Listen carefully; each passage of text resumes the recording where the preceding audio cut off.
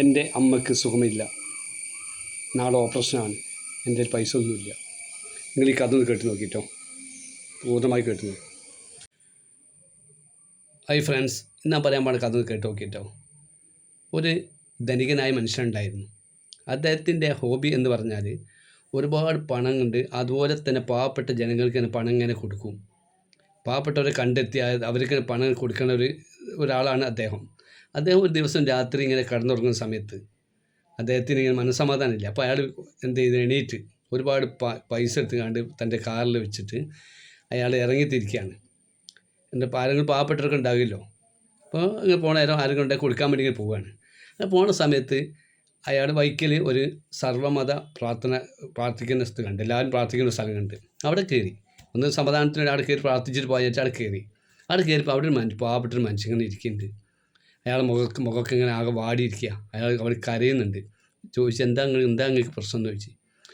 എൻ്റെ പ്രശ്നം, ഞാൻ എൻ്റെ ദൈവത്തോട് പറഞ്ഞിരിക്കുകയാണ്, എൻ്റെ അമ്മയ്ക്ക് സുഖമില്ല, നാളെ വലിയൊരു ഓപ്പറേഷൻ വേണം, പക്ഷേ പൈസ എൻ്റെ കയ്യിലില്ല.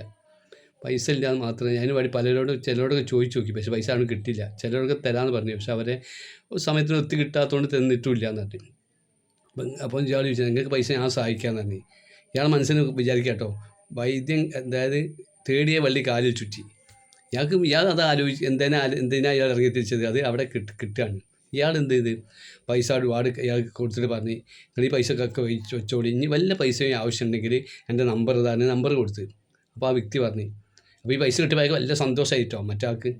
അപ്പോൾ ആ വ്യക്തി പറയാണ്, എനിക്ക് നിങ്ങളുടെ വിസിറ്റിംഗ് കാർഡൊന്നും വേണ്ട. അതെന്താണെന്ന് ചോദിച്ചു. അല്ലെങ്കിൽ വേറെ ആരോ നിങ്ങളെ സഹായിക്കാമെന്ന് വേറെ ഏറ്റിട്ടുണ്ടോ ചോദിച്ചു. എന്നെ കൂടാതെ അതൊന്നുമല്ല, എന്നെ സഹായിക്കാമെന്ന് ഏറ്റ ആളാണ് ഇപ്പോൾ നിങ്ങളെ ഈ രാത്രി നേരത്തെ എൻ്റെ മുന്നിലെത്തിച്ചത്. അതെൻ്റെ തമ്പുരാനാണ്, എൻ്റെ ദൈവമാണ്. അതുകൊണ്ട് ആ ദൈവം എന്നെ സഹായിച്ചോളൂ, നിങ്ങൾ അതൊക്കെ കയ്യിൽ വെച്ച് പോയിക്കോളി എന്ന് പറഞ്ഞു.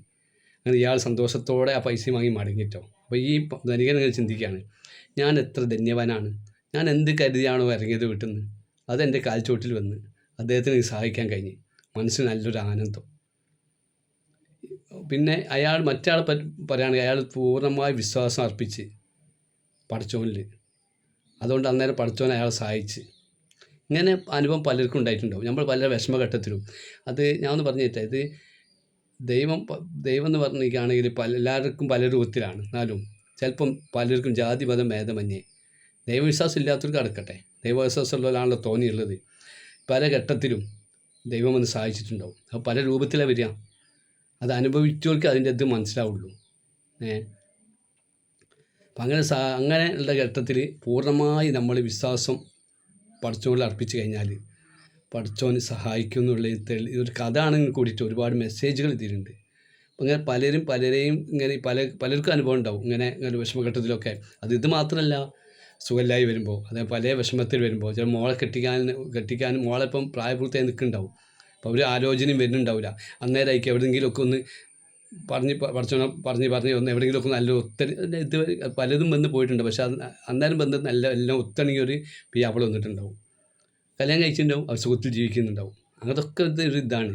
നമ്മൾ പൂർണ്ണമായിട്ട് പടച്ചോനിലാണ് വിശ്വാസം അർപ്പിച്ച് കഴിഞ്ഞാൽ പടച്ചോൻ സഹായിക്കും. അതാണ് ഈ കഥയിൽ നിന്ന് മനസ്സിലാകുന്നത്. എന്തെങ്കിലും തിരുത്താനൊക്കെ ഉണ്ടെങ്കിൽ പറയാം.